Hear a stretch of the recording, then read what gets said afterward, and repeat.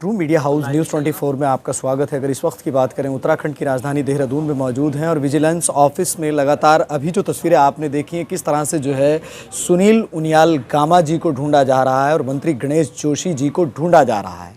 रविंदर आनंद जी आंखों पर पट्टी बांध कर क्यों दोनों मंत्रियों को ढूंढ रहे हैं, क्या ये वजह है, उसी के संबंध में जो है सीधा रविंदर आनंद जी से बात करने की कोशिश करते हैं। अभी जो तस्वीरें आपने देखी हैं, किस तरह से जो है आंखों पर पट्टी बंधी हुई थी रविंदर आनंद जी के, और लगातार एक तख्ती जो है एक गले में थी जिसके ऊपर सुनील उनियाल गामा आय से अधिक संपत्ति का जो है एक तख्ती लगी हुई है, और एक मंत्री गणेश जोशी का, उसको भी यही कहा जा रहा है कि आय से ज़्यादा, आय से अधिक संपत्ति की तख्ती उनके गले में भी है। और रविंदर आनंद जी जो है सुनील उनियाल गामा को भी ढूंढ रहे हैं और मंत्री गणेश जोशी को भी ढूंढ रहे हैं। क्यों ढूंढ रहे हैं, क्या वजह है, चलिए खैर सीधा रविंदर आनंद जी से बात करते हैं। रविंदर आनंद जी किस किस को ढूंढ रहे हैं और कब तक ढूंढेंगे?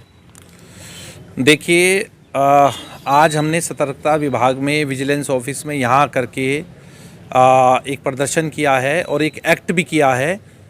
आज से 1 साल पूर्व मेरे द्वारा यहाँ पर सुनील उनियाल गामा, जो उस समय मेयर थे, निवर्तमान मेयर, उनके खिलाफ एक ज्ञापन सौंपा गया था जिसमें मैंने उनकी आय से अधिक संपत्ति के मामले में जांच की मांग की थी, और यहाँ के विभाग के अधिकारियों द्वारा मुझे आश्वस्त किया गया था कि हम जल्द ही उनकी आय से अधिक संपत्ति की जांच करेंगे और शासन को इस आशय से अपनी रिपोर्ट भेजेंगे। लेकिन काफ़ी समय बीत जाने के बाद भी कुछ नहीं हुआ और फिर मेरे द्वारा दोबारा एक ज्ञापन दिया गया, लेकिन उस पर भी कार्रवाई नहीं हुई। उसके बाद आरटीआई एक्टिविस्ट विकेश नेगी, जो कि एडवोकेट भी हैं, उनके द्वारा भी आय से अधिक संपत्ति मामले में सुनील उनियाल गामा के ऊपर गंभीर आरोप लगाए गए, लेकिन सरकार अपने मेयर को बचाती हुई दिखी और समय बीतता गया। उसके बाद अब सूबे के कृषि मंत्री, जो कि सरकार में मंत्री हैं, कृषि मंत्री हैं, उनके ऊपर भी आय से अधिक संपत्ति का मामला उठा है, जिसे आरटीआई एक्टिविस्ट ने उठाया है, विकेश नेगी ने। और आज हमने यहाँ पर पहुँच करके हमने एक ये नाटकीय रूप धारण करके यह दिखाने का प्रयास किया है कि मैं सतर्कता विभाग हूँ और मेरे आंखों पे काली पट्टी बंदी है। ना तो मुझे भ्रष्टाचारी सुनील उनियाल गामा दिखाई देता है और ना मुझे भ्रष्टाचारी मंत्री गणेश जोशी दिखाई देता है। लेकिन हाँ, अगर कोई विपक्ष का नेता छोटे मोटे जिस पर कोई आरोप लग जाए, उसको तुरंत हम गिरफ्तार भी करेंगे। तो ईडी की जांच भी बैठ जाती है, तमाम जांचें बैठ जाती है, लेकिन बीजेपी लगाएंगे। इसी परिप्रेक्ष्य में मैं एक लाइन आज जोड़ना चाहूँगा। आज आम आदमी पार्टी के राष्ट्रीय संयोजक अरविंद केजरीवाल जी पर भी एक संकट, जो ईडी का और सीबीआई का भारतीय जनता पार्टी के इशारे पर चल रहा है, उसको भी हम यही इसी रूप में देखते हैं कि वो विपक्ष में हैं, जनता की आवाज़ को उठाते हैं, शिक्षा पे, स्वास्थ्य पे काम करना चाहते हैं, जिससे क्षुब्ध होकर के भारतीय जनता पार्टी उनके पीछे हाथ धो करके पड़ गई है। किसी भी तरीके से जिस प्रकार उन्होंने हमारे शिक्षा मंत्री मनीष सिसोदिया जी को जेल में डालने का काम किया, हमारे स्वास्थ्य मंत्री सत्येंद्र जैन को जेल में डालने का काम किया, अब उन्हें लगता है कि अरविंद केजरीवाल को भी जेल में डाल देंगे तो सब कुछ समाप्त हो जाएगा। मैं ये बात इसलिए कह रहा हूँ कि सतर्कता विभाग में हमारे द्वारा एक लेटर दिया गया, हमने उसको फॉलो अप किया, हम यहाँ के अधिकारियों से मिले, लेकिन यहाँ के अधिकारियों के कानों के नीचे जूं तक नहीं रेंगी और उन्होंने कोई कार्रवाई नहीं की। आज तक 1 साल निकल गया है। आज हमने संविधान के दायरे में रह करके, हमारे पुराने आंदोलनकारी नेताओं ने जो हमें सिखाया है उसका अनुसरण करते हुए मैंने अपनी आंखों पर काली पट्टी बांधी है और मैं ये दर्शा रहा हूँ कि मैं विजिलेंस विभाग हूँ, लेकिन मुझे कुछ दिखाई नहीं देता, मुझे भ्रष्टाचारी नहीं दिखाई देते, मुझे भाजपा के भ्रष्टाचारी तो बिल्कुल दिखाई नहीं देते। धन्यवाद। मैडम, क्या लगता है जिस तरह की स्थिति बनी हुई है, पूर्व में भी जो है सुनील उनियाल गामा जी पर आय से अधिक संपत्ति के आरोप लगे हैं, अभी मंत्री गणेश जोशी जी पर भी जो है लग रहे हैं, लेकिन कार्रवाई नहीं हो रही है। कार्रवाई होती है तो अदर पार्टियों पर होती है, रूलिंग पार्टी पर कोई कार्रवाई नहीं होती। ऐसा मैं कहना चाहूँगी कि मैं इससे पहले भी हम लोग 6 महीना पहले 2-3 बार विजिलेंस ऑफिस में आ चुके हैं और आके विज्ञप्ति दे चुके हैं, पर अभी तक कोई भी कार्रवाई नहीं की गई है। इसीलिए आज हमारे रविंदर आनंद जी अपने आँखों में पट्टी बांधे हुए हैं।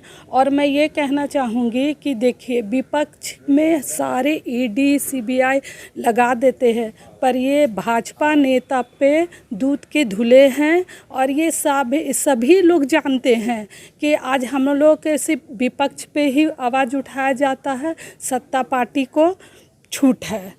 तो ये अब नहीं चलेगा, जितना हो चुका है अब परिस्थिति चेंज होगी, ये जनता जान रही है, जनता जागरूक हो चुकी है।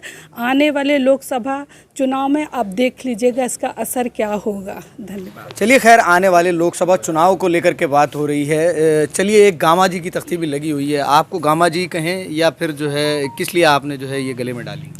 देखिए, गामा जी के ऊपर बताया जाता है, विशेष सूत्रों से मुझे जो ज्ञात हुआ था कि वो कभी उनके हालात बड़े नाजुक थे, चाउमीन बनाते थे वो। और उसके बाद उन्होंने चुनाव लड़ा। चुनाव लड़ने के बाद आज जब मैं जाता हूँ तो बहुत से जगह मुझे पता लगता है कि उनके पेट्रोल पंप हैं, उनकी बड़ी बड़ी कॉम्प्लेक्स हैं।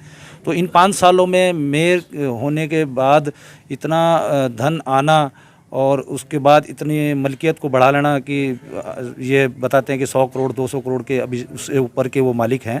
तो ये अचानक कहाँ से? मेयर की तो कोई सैलरी भी नहीं है, कोई ऐसे प्रथम व्यक्ति होते हैं वो तो बात ठीक है, लेकिन कोई विधायक निधि नहीं है, कोई कुछ नहीं है। तो उसके बावजूद भी इतना पैसा आना, तो ये कहीं ना कहीं भ्रष्टाचार को संकेत देता है कि कहीं ना कहीं भ्रष्टाचार के द्वारा ही ये पैसा बटोरा गया है।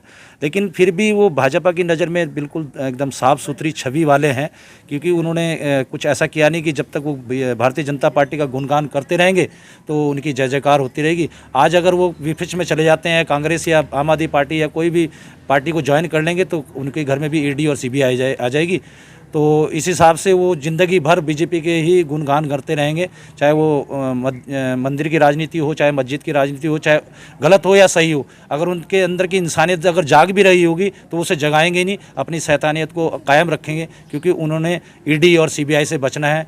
और जो भी विपक्ष में इनके खिलाफ आवाज़ उठाता है उनको जेल जाना पड़ेगा।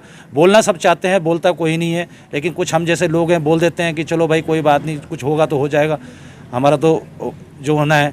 तो इसी तरीके से माननीय अरविंद केजरीवाल जी आवाज़ उठाते उठाते अभी विशेष सूत्रों से मुझे खबर लगी है कि उनकी कोर्ट ने जमानत अर्जी मंजूर कर ली है, उन्हें छूट दे दी गई है।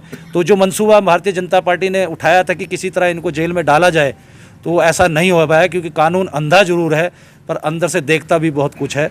तो उन्होंने माननीय अरविंद केजरीवाल को भी देखा है, और आने वाले टाइम पे हमारे जो आम आदमी पार्टी के तीनों नेता वो भी बाहर आएंगे और लोग इन्हें दिखाएंगे कि वोट की चोट क्या होती है, ये आने वाला समय बताएगा। और भ्रष्टाचारी आज हैं, कल वो भी ईडी के और सीबीआई के कहते हैं घर, जब दूसरे घर में आग लगती है आएंगे घर जद में, यहाँ खाली मेरा ही मकान कोई है। तो इस तरीके से कि बहुत सारी बातें होती है, जब लोगों के घर जब लगेगी इनके भी आग, तो ये भी ईडी और सीबीआई में ज़रूर जाएंगे। और ऊपर वाले की लाठी में देर है अंधेर नहीं है और आवाज़ नहीं है। तो मैं यही कहना चाहूँगा। चलिए, खैर एक चीज़ और है, लगातार आप जो है आवाज़ उठा रहे हैं, अभी संबंधित अधिकारियों ने कुछ आश्वासन दिया है या कोई अभी तक बात करने के लिए आपसे आया है? देखिए, अभी तक कोई नहीं आया है, और हम यहाँ पर बैठे हैं इसीलिए कि कोई आए हमसे बात करे और हमें आश्वस्त करे। लेकिन अगर कोई आश्वस्त नहीं करता है, कोई नहीं आता है, तो फिर हमें, अभी तो आचार संहिता लगने वाली है, लेकिन इसके बाद ये आंदोलन फिर उग्र रूप लेगा। हमें मजबूरन उग्र आंदोलन की ओर अग्रसित होना पड़ेगा, जिसकी समस्त जिम्मेदारी शासन प्रशासन और सतर्कता विभाग की होगी। मैं एक बात यहाँ और कह देना चाहता हूँ, जैसे कि हमारे भाई ने भी कहा कि जो व्यक्ति पान का खोखा लगाता था, जो व्यक्ति चाउमीन बेचता था, पान के खोखे में पान में चूना लगाते लगाते कब उसने जनता को चूना लगाना सीख लिया और चाउमीन बनाते बनाते कब करोड़ों रुपए की संपत्ति बना ली, ये एक अपने आप में सवाल बना हुआ है। बहरहाल ये कह सकते हैं कि सतर्कता विभाग कब उनकी जांच करेगा और कब चीज़ें सामने आएगी, जनता को, उत्तराखंड की देवतुल्य जनता को इसका इंतज़ार है। धन्यवाद। लगातार सतर्कता विभाग में जो है रविंदर आनंद जी बने हुए हैं, अभी तक कोई संबंधित अधिकारी ने आश्वासित नहीं किया है, ना ही कोई जो है यहाँ पर इनसे मिलने के लिए। आप देखने और सोचने वाली बात ये होगी, लगातार रविंदर आनंद जी कह रहे हैं, आंखों पर पट्टी बांध कर कह रहे हैं कि सतर्कता विभाग को जो है ना ही सुनील उनियाल गामा जी नज़र आ रहे हैं और ना ही मंत्री गणेश जोशी जी नज़र आ रहे हैं। और ये भी कहा जा रहा है कि अगर आज के सांकेतिक धरने से इनको जो है समझ नहीं आया तो ये जो है उग्र आंदोलन की भी बात हो रही है। चलिए खैर वो तस्वीरें भी हम आपको दिखाएंगे, आप इसी तरह से बने रहें, वीडियो को शेयर करें ताकि तस्वीरें आम जन लोगों तक जाएं।